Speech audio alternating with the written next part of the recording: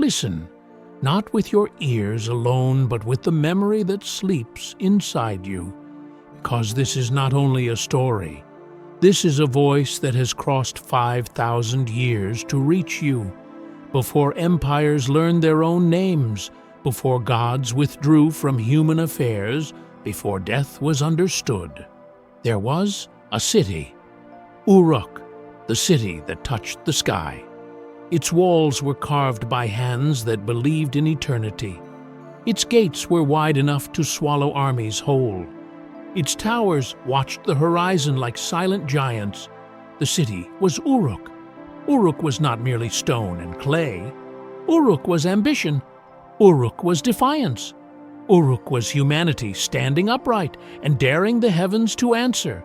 And at the heart of Uruk stood its king, Gilgamesh, the king who was too much.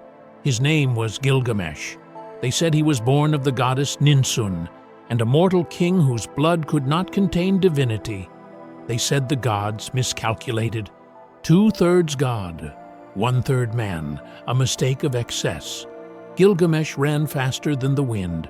He shattered stone with bare hands. He bent spears as if they were reeds. No rival could challenge him. No boundary could restrain him. But power without wisdom is a flood. He took sons from their fathers to feed endless wars. He took daughters from their mothers to satisfy endless desire. He broke men to prove strength. He broke laws to prove dominance. At night, Uruk cried, not aloud, but upward. We asked for protection, not a god who forgot mercy. The gods decide to balance the world. The gods heard. They always do. But gods do not act quickly. They weigh, they remember, and then they respond. The goddess Aruru, shaper of flesh and fate, pressed her hands into sacred clay. She mixed earth with river water, breath with silence, intention with inevitability, and she created Enkidu. Enkidu, the man before man. Enkidu rose beneath the open sky. No roof, no crown, no name spoken by others. His body was covered in hair like an animal's pelt. His muscles moved with instinct, not thought. He ran with gazelles. He grazed with cattle. He drank from rivers untouched by walls. He knew no language, but he knew balance. Where Gilgamesh represented civilization without restraint, Enkidu was nature without fear, and the world leaned toward equilibrium. The woman who changed destiny. But balance cannot remain untouched. A woman was sent. Her name was Shamhat. She carried no weapon. Her power was knowledge. She approached Enkidu. She spoke. She touched. She stayed. 6 days, 7 nights, the rhythm of awakening. When Enkidu rose, the animals fled. They no longer recognized him. His strength remained, but innocence was gone. Shamhat clothed him, fed him bread, taught him words, and with words came awareness. She spoke of a city. She spoke of a king. She spoke of Gilgamesh. The collision of Fat and Enkidu traveled to Uruk. With each step, destiny tightened. Gilgamesh sensed him before he arrived. The air changed. The earth listened. They met at the city gate. No greeting, no warning. They collided. Stone shattered beneath their feet. Walls trembled. Citizens fled. They fought like titans who had forgotten why they were born. Neither fell, neither yielded. And then they stopped. They laughed. Something ancient recognized itself. From that moment, they were no longer two forces. They were one bond. Brotherhood is born. For the first time in his life, Gilgamesh was not alone. For the first time, his strength was matched. And for the first time, Uruk felt peace. But kings do not rest. Gilgamesh spoke again. If death awaits us all, then let our names echo beyond it. The journey to the cedar forest. They set their path toward the cedar forest, a land forbidden to mortals, a land claimed by the gods. Its guardian was Humbaba. His roar was said to freeze blood, his breath to poison courage. Elders warned them, dreams warned them.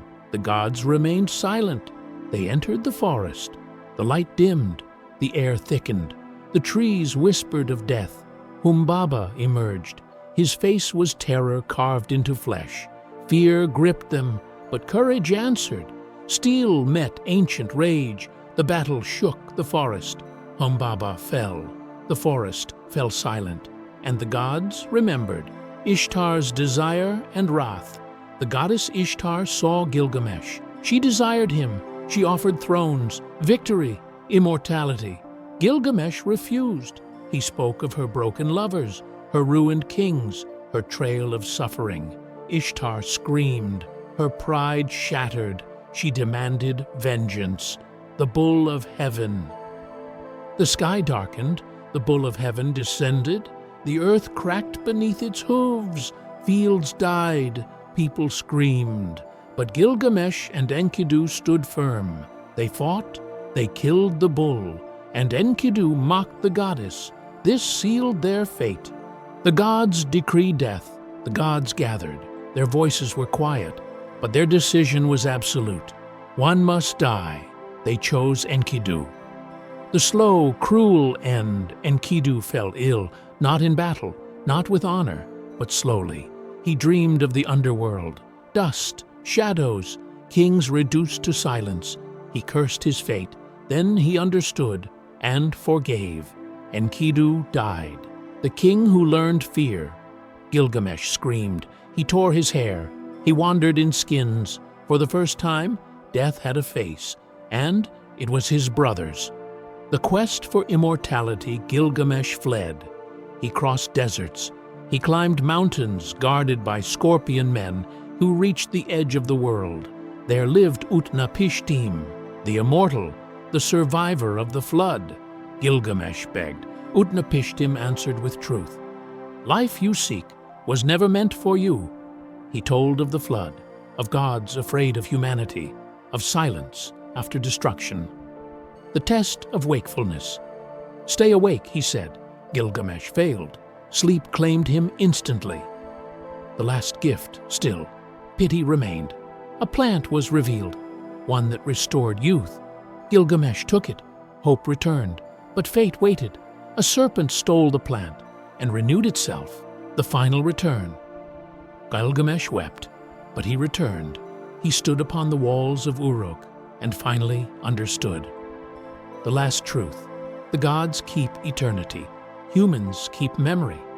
This story was carved into clay, broken, buried, rediscovered. It is the oldest folk epic humanity has ever known, and it ends with a truth older than fear. You will die. So build something that lives.